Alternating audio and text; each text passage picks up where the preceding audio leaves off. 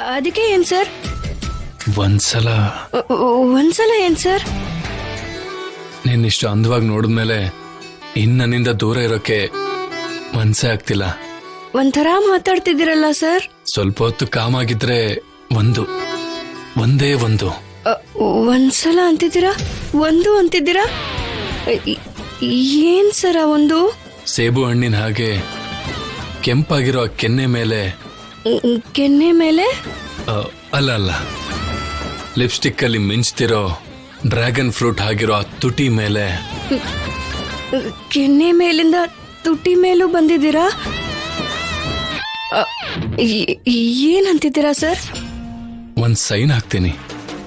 ಪುಸ್ತಕದಲ್ಲಿ, ಪೇಪರಲ್ಲಿ ಅಲ್ದೆ ಕೆನ್ನೆ ಮೇಲೆ ತುಟಿ ಮೇಲ್ ಸೈನಾ ಸರ್? ಈ ಸೈನ್ನ ಪೆನ್ನಿಂದ ಮಾಡೋದಲ್ಲ, ತುಟಿಯಿಂದ ಮಾಡೋದು. ತಪ್ಪು ಸರ್, ತಪ್ಪಾಗಿ ಮಾತಾಡ್ತಿದ್ದೀರಾ.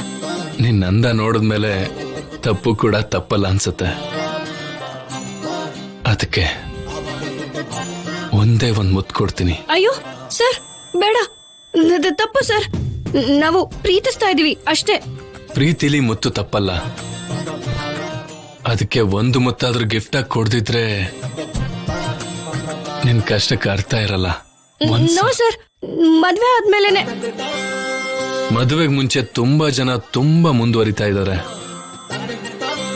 ಅಂದ್ಮೇಲೆ ನಿನ್ನ ಈ ರೀತಿ ನೋಡಿ ಮುತ್ತಿಗೆ ನಿಲ್ಲಿಸ್ತೀನಿ ಅಂತ ಮಾತು ಕೊಡಲ್ಲ. ನೀನಿಷ್ಟು ಹತ್ರದಿಂದ ನೋಡ್ತಾ ಇದ್ರೆ. ಹತ್ರದಿಂದ ಯಾಕೆ ನೋಡ್ಬೇಕು? ನೀವು ಅಲ್ಲಿ ದೂರದಲ್ಲೇ ಇರಿ, ನಾನು ದೂರದಲ್ಲೇ ಇರ್ತೀನಿ. ಇಂಥ ಅಂದಕ್ಕೆ ದೂರ ಇರೋ ಶಕ್ತಿ ನನಗಿಲ್ಲ. ನೀನ್ ಏನಾದ್ರೂ ಅನ್ಕೋ, ಮೊದ್ಲು ಒಂದು ಮುತ್ತು, ಆಮೇಲೆ ಏನಾಗುತ್ತೆ ಅಂತ ನನಗ್ ಕೂಡ ಗೊತ್ತಿಲ್ಲ. ಬೇಡ ಸರ್, ಬೇಡ ಬೇಡ ಸರ್. ಏನು ಇಷ್ಟ ಇಲ್ವಾ?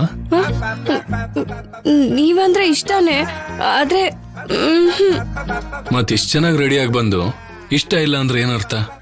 ಬರಲ್ಲ ಸರ್, ಇನ್ಯಾವತ್ತು ಇಷ್ಟಂದವಾಗಿ ರೆಡಿಯಾಗಿ ಬರಲ್ಲ ಸರ್. ಮತ್ತೆ ಬರೋ ವಿಷಯ ಆಮೇಲೆ ನೋಡ್ಕೊಳ್ಳೋಣ. ಈಗ ಒಂದ್ ಮುತ್ತು.